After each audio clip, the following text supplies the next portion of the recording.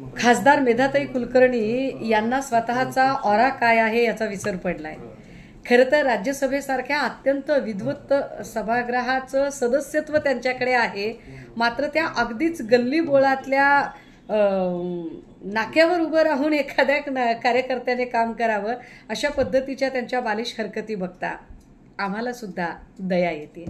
मुळात त्यांची अडचण अशी आहे की पुण्यातल्या एकूणच भाजप वृंदामध्ये मेधाताईंना स्वतःचा असा काहीही से नाही। त्यामुळे काहीतरी करून आपण प्रकाश झोतात आलो पाहिजे। मग अगदी त्याच वेळेला जर मुरलीधर मोहोळांचा भूखंडाचा विषय पुढे आला असेल तर मुरलीधर मोहोळांची मदतच करायला जाऊया।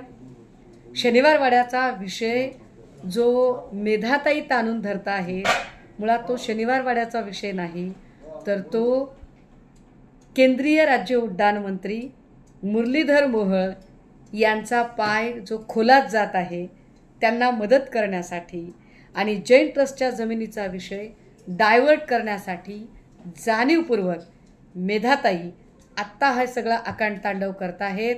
पण आमचं पुन्हा एकदा म्हणणं असेल की तुम्ही इकडचं तिकडचं काही बोलू नका।